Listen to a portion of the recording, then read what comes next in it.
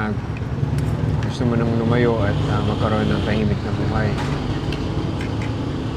Pero kasi si Tita Shaira mo may nakuhang ebidensya na magpapatunay na ako yung ama dun sa dinadalang bata ni Bangus.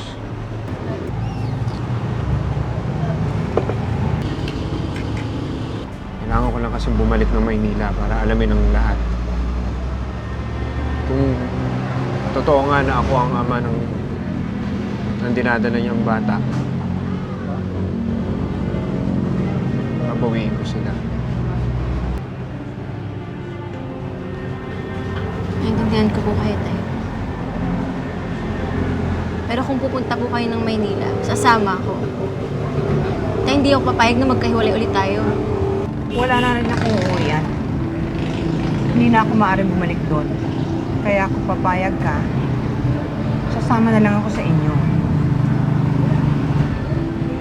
Leon, kung nasan kayo, doon din ako.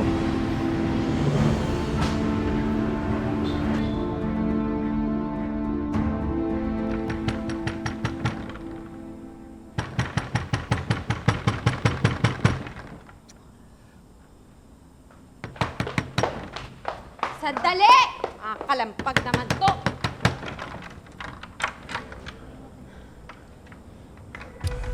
Ano ibig sabihin nito? Ikaw lang mag-isa pinapabalik ko. Sino to mga to? Ano ba? Ikaw lang mag-isa pinapabalik ko, di ba? Ba't nagsama ka pa ng kung sino-sino? Hindi sila kung sino-sino lang. Pamangkin mo to si Billy, si Kausa, si Kuago. Pamilya ko yung mga yan. Oh my God, ano bang klaseng pangalan yan? I don't care whoever they are. Hindi homeless shelter ang bahay ko o bahay ampunan. Ikaw lang ang kailangan ko, kaya paalisin mo na sila kasi wala naman silang silbi sa akin. Huwag mo silang pinapastos. Gusto mo banatan kita? Ha? May balita ako para sa'yo.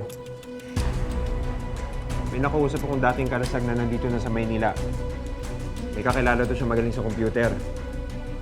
Patutulungan daw tayo makuha nun yung sa paternity result dun sa clinic.